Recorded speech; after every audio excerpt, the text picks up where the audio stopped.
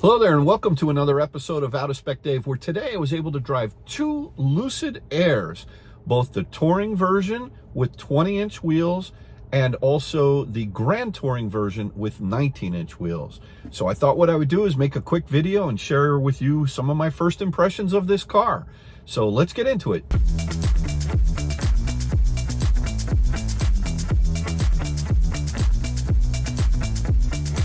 So first of all, I'd like to thank the entire team at Lucid. The people at the Westchester Mall here in New York State, where I drove the car today, they were really super great, very knowledgeable, super helpful in terms of getting me set up to drive not only one car, but both cars. And they took their time today to explain all the questions that I had about the car. So just a quick shout out to the team at Lucid Motors for accommodating me today, because you know me, I got a lot of questions, so thank you again for that. This new Lucid that I drove today, it has the new software that's in it, but what I thought I would do is structure this video some of the things that I think are pros with the car, and I'll go through those first, and then some of the things that I think are not so goods or cons, maybe room for improvement. So the first thing I just want to say is that the car is actually, you may not like the design, you may not like the look, you may think it looks like a Buick. I personally think it's a beautiful car. I think it's gorgeous. It's got a lot of room in it. The frunk is huge, and the trunk, although it isn't a hatchback like the Model S or the Taycan, it actually does have quite a bit of room, deep cavernous spaces. I think a lot of this goes to the componentry that's built into this car. The things you can't see are what intrigues me the most about this car. It's the technology. It's the fact that everything is built in-house. All the software, which can sometimes be a challenge, you know, and that's part of the things I'm going to be talking about today. I did actually watch a lot of videos about the UI or UX 1.0, and I was able to experience UX 2.0 today. But you know, when you think about bringing out a new car company with and trying to compete in that upper level of craftsmanship, the types of materials that they use in the car, in the touring itself, the materials, some of the minor things, but really make a big difference, is they don't have the Alcantara liner, whereas in the GT they do, both on the side of the doors and also on the dash and the roof. And it's just, the GT is just a little bit more upscale in that respect. The car has a very solid feel, not only when you sit it and thunk the door. It's great. Both the Touring and the Grand Touring have soft closed doors, whereas my understanding is the Pure will not. Quick acceleration in both these cars. Now, the Grand Touring felt a little bit more planted. It's not a sports car. This is a cruiser. This is a car that you want to take on the road and go all the way down to Florida with, charge as few times as possible as you can, and really just munch the miles up, and it really does that extremely well. I found that to be quite amazing. The new software version does provide over-the-air updates. My understanding, there's been around 3 or 4, maybe 4 or 5 that have been sort of rolling out sort of new functionality that are coming on. I hear the regen is very strong in this car. Unfortunately, I was unable to experience the regen. I know there's a couple different settings in the menu for it, but because the cars that I tested today were both at a relatively high state of charge, I was unable to experience the Lucid regen that a lot of people talk about as being even stronger than perhaps the Tesla that's out there. So I was a little disappointed in that, but you know, the ride comfort is just great. The seat that's in the GT, the Grand Touring, is a massaging seat, and it also has power side bolsters. And interestingly enough, in the position that I wanted to sit at in the Touring, which I drove first, and I really didn't notice that much of a difference in speed between the two. I think the Touring is 0 to 60 in 3.4, and I think the GT is maybe 3.0 or 3.1, but they're both real fast. I mean, you got enough power there. You don't need anything more. It doesn't make me nauseous This is the Dave Connor nauseous test, like in a Tesla Model S Plaid. That gives me that sort of, you know, Aerosmith's rock and roller coaster nauseous feel. I didn't get that as much just a tinge in the GT, and definitely not in the Touring. But that's okay with me. I don't need to go faster than that. But the ride quality in this car, and these are some of the intangibles that maybe you can't put on paper, but the whole way the package is put together, it definitely rides better than the Model S.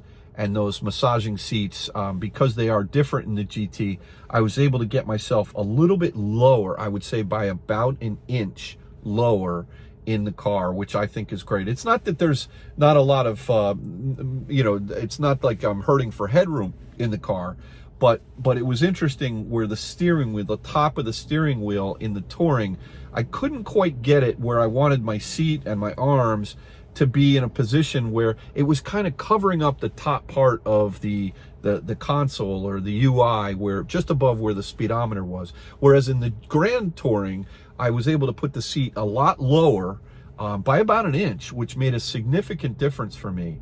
And by the way, the massaging seat, it was fantastic. I mean, I really, really liked that seat a lot. I could see myself putting that on road trips down to Florida. So I was very happy about that.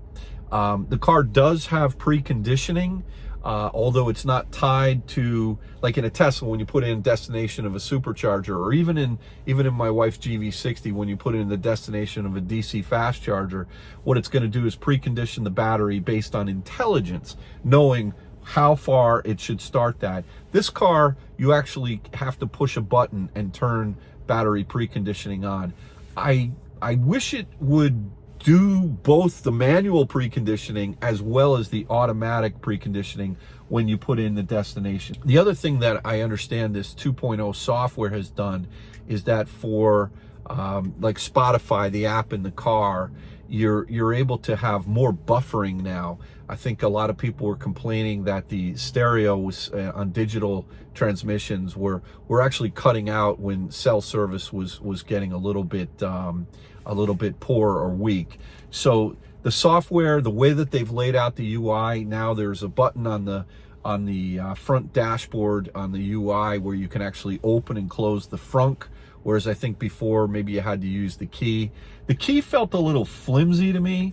I guess the way to look at this from a positive standpoint is it's small and it's light and it's compact.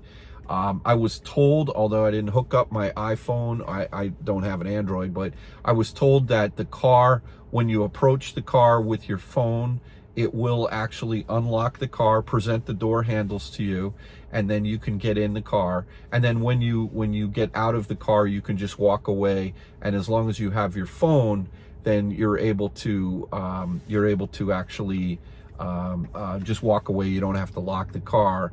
They give you, in addition to the key fob, they give you a little credit card size card. And unlike Tesla, it doesn't have to be in a certain spot in the car. Like in Tesla, you got to put it by the cup holders on the center console. This car is very interesting, which I thought was very cool technology. So let's say you don't have your iPhone or your battery dies on your iPhone. I thought this was a great feature.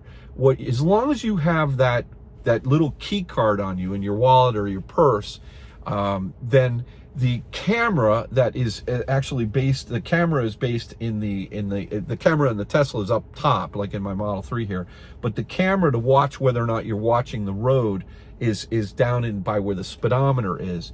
And if it sees that, it uses facial recognition. So once you register that card, if your phone battery dies and you have that little key card, you can still get in your car. That's pretty clever. I like that. So let me talk just briefly a little bit about some of the possible cons, negatives. The one pedal driving, it works, but when it comes to a stop, it actually jerks a little bit, just a tiny bit. Definitely not as smooth as any of the Teslas I've driven, or even the GV60. I was a little bit surprised about that. I've heard people talk about that, but it was noticeable, and that was something that I was not happy about. The front motor has a distinct whine to it. You hear it, and it sounds cool. I like it. It sounds like a jet engine, but you definitely hear that front motor. I didn't hear anything out of the back motor, which is a much bigger motor. But once you get above, let's say 30, 35 miles an hour, you don't hear the front motor whining anymore. Maybe if you really stomp on it on speed, you will. But what starts to happen is this cabin is so insulated, and you really feel like you're in a bank vault with all the quality materials around you, that any kind of noise from the outside or from the motor itself, you're going to hear. And I wonder if they could actually maybe insulate that front motor a little bit better at speed. And what I would say is that I did hear some wind noise, and it felt like it was coming from the mirrors themselves. I do like the fact that, unlike the Tesla, you do have the little lights in the mirrors for when you're about to change a lane if there's a car in your blind spot, whereas Tesla, you don't have that. I like the fact that when you put your turn signal on, it shows you graphics, videos of the cars that are around you, which is quite good as well. And the placement of those I thought was excellent. The wireless charging for my phone, I was just like blown away. Like in my Model 3, it's in a perfect spot. But where it is in the Model 3 to charge your phone, they have a screen that actually pops out its power, and it goes in and out. It's great. It's a lovely screen, and it's really neat. But what that does is it pushes where you can actually do your charging of your iPhone or your Android, sort of behind the cup holders underneath this little compartment. And my phone didn't even fit in there. I've got an iPhone 14 Pro Max, and it didn't even fit in there with the little bumper case that was on there. And my understanding is there's 2 spots to hold the phone for wireless charging, and only the left one actually wireless charges. So to me, that's like, huh? We got this gorgeous car with 500 miles of range and 112 kilowatt hour battery pack on the GT model, at least, and you can't even get like my phone to fit in the charging spot. That was a little bit strange. So let me talk for a moment just about the 3 different modes of driving the car from an acceleration standpoint, and just the way they have all these settings kind of tied together as a package, which is interesting. Unlike an unbundled solution in Tesla, where you can change, let's say, different modes of the car and disconnect them from each other, whether it's the steering feel or perhaps on some cars with suspensions, you can firm up suspension. This none of the Airs have air suspensions. They've got actual shock absorbers, but they do have an electronic damper system that works pretty well. But the problem is that everything is tied to, let's say, smooth. So the first thing that happens is, even in version 2 software, the car always comes up in the smooth mode. So if you really wanted to have the car come up in, let's say, the sprint mode every single time, you can't. You have to actually go in and change it to sprint. And by the way, when you change it to sprint, it gives you this message that says, are you sure you really want to go into the sprint mode? It's almost like this disclaimer screen, which seems a little stupid to me, because I mean, you don't have to do that in a Model S Plaid, right? Or it just put it in the fast mode and go. And it just seems like one extra step. If I want to drive my car continuously in the sprint mode, let me. And by the way, if I want to drive my car in the sprint mode and I want to have soft suspension, then let me do that. And it doesn't let you do that. So the suspension dampening is set to each of the modes. My understanding is that the Swift mode is a quicker accelerator, much quicker acceleration. I think that the smooth mode is something like 50% slower. So if you're in a Gran Turismo, a Grand Touring, I was thinking about the video game, and if you're in a Grand Touring and you got 0 to 60 at 3 seconds, in smooth mode, that car's going to do 0 to 60 in about 4.6 seconds, somewhere in there. So still fast, don't get me wrong, but but that's where you're going to have the smooth suspension. In order to get the car to actually accelerate 0 to 60 in 3 seconds, you're going to have to be in the sprint mode. But the sprint mode's going to have a super firm it's going to have the super firm suspension settings, and it would be good if they could disconnect those and also remember the last setting that I kept my my setting in, and have that tied to my user ID, so that when I log into the car, it knows that I'm doing that. Still no CarPlay. I don't get that. Gorgeous car. CarPlay is in an $18,000 Hyundai, and you can't put it in this Lucid. I don't understand. I hear it's coming. I've been told it's been coming for a year now. I sort of have been using that as a sort of a cautionary sign that if they can't get CarPlay in the car, what are the other things that are wrong with this? The software, though, I would say is a major improvement. UX 2.0 over 1.0. Just a simple thing like when you get in the car and the screens come on immediately.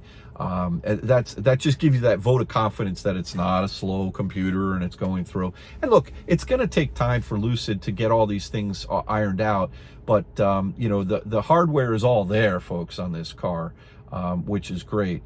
Let me talk a little bit about Dream Drive Plus. Now, Dream Drive Plus is an option in both the Touring as well as the Grand Touring. So if you want to buy a Touring, I think it's $107,400 plus, I think, $10,000 for Dream Drive Plus, plus $4,000 for the fancy stereo with 21 speakers. And they're giving $7,500 off on that. Similarly, the Grand Touring is $154,000 with both of the Dream Drive Pro, plus also the Dolby Atmos system, which is a fancy stereo with 21 speakers. But you can actually option a Grand Touring without those, without Dream Drive Plus, and you can knock 14 grand off the car, somewhere around there. I think it comes out to around 138,000, and then you can get 7,500 off, I think, between now and the end of March. Who knows what plans or specials they're going to be happening. But on Dream Drive Pro, up until now, this car, before the UX 2.0 came out, you couldn't even do lane centering. This car just did not do lane centering, but now it does. And it's actually very good. But what I would say is, unlike the Tesla, that as soon as you put your turn signal on in a Tesla, nothing happens. It still keeps the adaptive cruise control on, which, by the way, the adaptive cruise was excellent in the Lucid. It had 4 different levels of settings between itself and the car in front, and it was very smooth. When someone cut in front of me, it wasn't jerky. It was really refined and very grown up. I like the adaptive cruise. But in order to actually take a lane with lane changing, at least with this evolution of Dream Drive Pro, the ability for you to actually change lanes, what you do is you put your turn signal on, and if you put it all the way on, the car just keeps going in centers in the lane. You actually have to torque the wheel a little bit, and you have to do the same thing with the Tesla as well. But when you do it with the Tesla, just the minuscule amount of pressure on it knocks off the lane centering. This car, what I found on the Lucid, both the Touring and the Grand Touring, is I had to put a significant amount of torque steer into the steering wheel to actually turn off the lane centering. So much so that if I had my wife Kathy sitting next to me sleeping, I think it would wake her up, because it was jerky a little bit.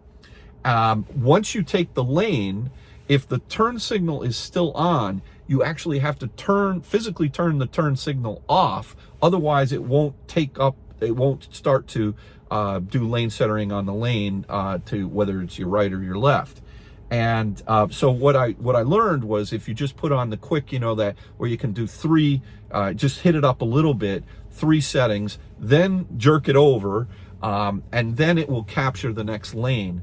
I think that with the EGMP platform car, the GV60 or the Ioniq 5 or the EV6, what happens is, as soon as you put on the turn signal in any of those cars, it actually disengages lane centering. And I think that's a better solution, especially like in the HDA1 cars, where you actually physically have to move over. Once you do that, then it picks up the lane very much like the Lucid does. Now, in the Tesla world, what happens is as soon as you put your turn signal on, nothing happens. But as soon as you torque it out of the lane, then auto steer goes off. And then you have to re-invoke auto steer, whether by, on a 3 or a 3 or a Y, just hitting down on the stock twice, or on a X or a Y with a yoke, at least so far. I don't know what the round steering wheel is going to be like for the S's and the Y's, but I think they're still going to have a button that you'll hit twice. And I just feel like we're so, like, each one of these manufacturers has their own version of it, and I'm not sure which is the best. The good news is that if you get enhanced autopilot, let's say with Tesla, then you don't have to worry about this. I'm sure as the technology evolves with Dream Drive Pro, because you got a lot of hardware in there. You got LiDAR, you got radar, you got, cameras, you got sonar. Everything is in the car already from a hardware standpoint. And I feel good about that happening over time. I think the software is going to connect up. I read an article recently where Lucid hired a bunch of programmers. I don't really know how many they have, but they seem to be pretty super conservative about releasing things too quickly. So for example, it sounds like, full self-driving is going to be a ways off, as opposed to putting technology in the hands of consumers too soon, which I think is a smart thing. I really do. Back to regen for a moment. Unfortunately, I was unable to really kind of experience the regen as best as I would have liked, because the cars were both at high states of charge. But I know in the Tesla, there's a setting where you can actually request the friction brakes to actually slow the car down a little bit, and it mimics what the regen braking is to give you a much more consistent feel. I couldn't find that setting anywhere in the cars today. So yeah, so just to kind of sum it up, my understanding is, from a lot of people I've spoken to, is that the 21-inch wheels, they're not for the Northeast, especially around March or April when potholes are at their finest. Those are Florida wheels, those 21s. Having said that, you do get better range with the 19s, but you also get all season tires, which have a different rubber compound. The 20-inch wheel, that's an option on both the Touring and the Grand Touring. It's a little bit more sidewall rubber, but they're still summer tires. So from my standpoint, if I were to buy a Lucid, I'd probably want a 21s for the summer, or if I'm down in Florida, and 19s for not only the range, but also for the bad pothole weather, wherever you go with that. The 19s will definitely give you the 516, at least EPA rated range, whereas the 21s, at least on the GT, are going to cut into that range by probably 20 or 30 miles, something like that. Although the 21s look pretty sweet, the 19s don't look bad. I probably wouldn't go with the 20s. That's just me personally. But anyway, I really enjoyed my day today. I thought that the team, once again, at Lucid did a great job. They knew all the answers. They were very helpful to me in terms of going over everything. I do like the different color packages that they offer in the cars. The red, I'm not a red guy, but boy, does that look beautiful. The silver looks really nice. The glass roof to me is a must.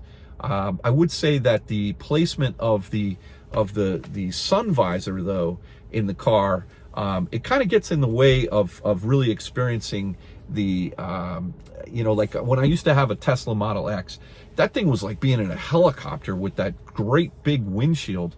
And you have the same thing with the at least on the Touring. It's an optional $4,500, I think it's $4,500 option for the glass roof in the Touring. And I would highly recommend getting that. But the thing is, you can't move the sun visor out of the way. If you try to, like, I'll just show you, if you move it over like this, it blocks your peripheral vision over here, and then you gain all this beautiful space. If I were to get a Lucid, I would probably mod that sun visor somehow so that I could either have it there or not have it there, because it definitely gets in the way of that gorgeous windshield.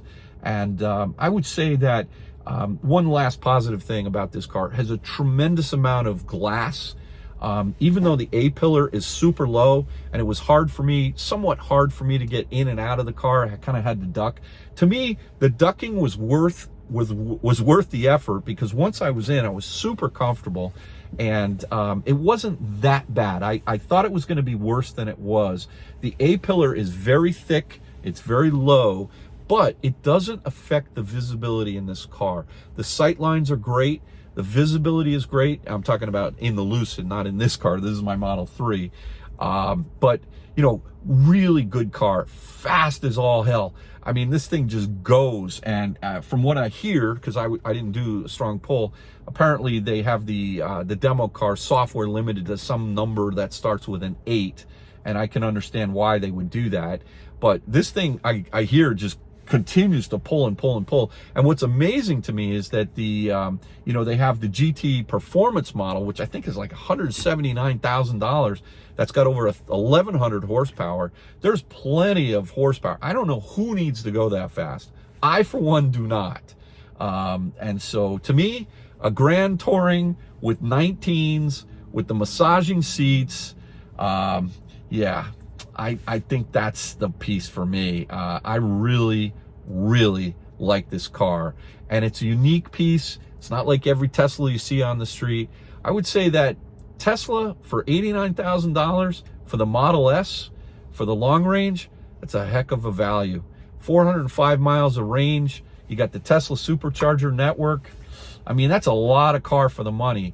But what you can't do is compare Tesla to Lucid. There's a lot of differences here, but the quality of the car, the manufacturing, the materials that they're using, this is like German level sort of quality and premium build in this Lucid. And I think that's really something you can't forget about. The actual one thing, just anecdotally, I did hear today is that if you pull up to a Magic Dock in a Lucid, and you pull up, obviously you have to pull up and hog one space and then use the Supercharger from the other. But even by doing that, the cable, the V3 cable off of a Tesla Supercharger Magic Dock will not reach the charging port. So if you're pulling into a Tesla Magic Dock space, you got to look for like that oddball charger, like the one in Brewster that's off to the side, which we saw in Tom Malogny's video, the Lucid charging ad. And by the way, 43 kilowatts confirmed. I heard that today again. That's all she'll do on a Tesla Magic Dock enabled Supercharger. So I was a little disappointed when I heard that. I think I understood why after watching Kyle's video over on our Out of Spec Reviews channel, that higher volt cars like the GT, which is a 900 plus volt system, and the Touring, I think, is a 750 plus volt system. They just can't charge as fast on a Supercharger Tesla as a Tesla will. And so I was a little disappointed, not only by the number of Magic Docks that are going to be out there, but the fact that I probably would only be able to charge, or you would only be able to charge at max 50 kilowatts in a Lucid. So anyway, enough said. Hopefully this video was helpful for you. I had a great day today. The car's amazing. My head is spinning. I've got a lot to think about here. And we'll catch you on the next one. So thanks again for watching another episode of Out of Spec Dave. Take care now. Bye-bye.